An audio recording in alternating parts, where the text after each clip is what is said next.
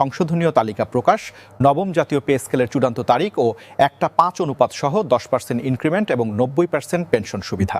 সংশোধনীয় তালিকা প্রকাশ, নবম জাতীয় পে স্কেলের চূড়ান্ত তারিখ ও 1:5 অনুপাত সহ 10% ইনক্রিমেন্ট এবং 90% পেনশন সুবিধা এ বিষয়ে বিস্তারিত আলোচনা করার শুরুতে এখন পর্যন্ত যারা আমাদের চ্যানেলটি সাবস্ক্রাইব করেনি তারা অবশ্যই আমাদের চ্যানেলটি সাবস্ক্রাইব করুন এবং ভিডিওটিতে একটি লাইক করে ভিডিওটি কন্টিনিউ করুন। সংশোধনীয় নতুন একটি তালিকা প্রকাশ করা হয়েছে। এই তালিকায় সরকারি চাকরিজীবীদের বেতন বৃদ্ধির বিষয়টি স্পষ্টভাবে উল্লেখ করে পে কমিশনের চেয়ারম্যান ও অন্যান্য সদস্যরা মিলে নতুন এই তালিকা তৈরি করেন। এই তালিকায় সর্বনিম্ন বেতন নির্ধারণ করা হয়েছে 28,500 টাকা ও সর্বোচ্চ বেতন থাকছে 1,25,000 টাকা। মোট কথা সরকারি চাকরিজীবীরা যে দাবিগুলো জানিয়েছেন সেই দাবির পরিপ্রেক্ষিতে বাস্তবায়ন করা হচ্ছে। তবে কর্মচারীদের চাওয়া পাওয়ার থেকে কিছুটা কম রেখেছে পে কমিশনের চেয়ারম্যান।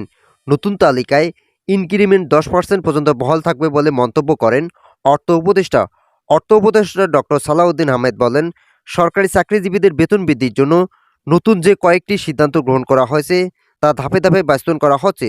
তবে সেগুলোকে বাস্তবায়ন করতে একটু সময় সাপেক্ষে হলেও দ্রুত গতিতে সমাধানের পথে এগিয়ে যাচ্ছে পে কমিশন।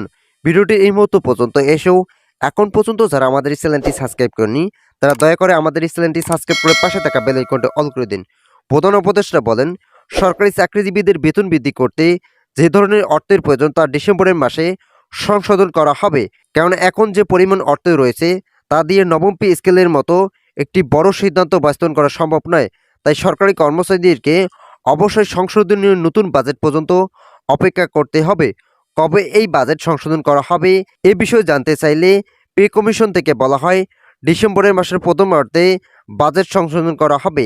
এই বাজেটের মধ্যে 1:5 অনুপাতে নবম পে স্কেল বাস্তবায়ন করতে যতটুকু অর্থের প্রয়োজন সবগুলো অর্থের যোগান দেবে প্রধান উপদেষ্টার এই সাহসিকতার পরিচয় সরকারি চাকরিজীবীদের ভাগ্যকে নতুন করে সাজাবে বলে মন্তব্য করেন অর্থনীতিবিদরা। বিভিন্ন রাজনীতিবিদ ও অর্থনীতিবিদ সরকারি কর্মচারীদের বেতন বৃদ্ধির বিষয়টিকে ইতিবাচক হিসেবে দেখেছেন। তারা বলেন, সরকারি কর্মচারীরা যেভাবে পরিশ্রম করে থাকেন সেখানে তাদের পারিশ্রমিক অত্যন্ত কম দেওয়া হয়।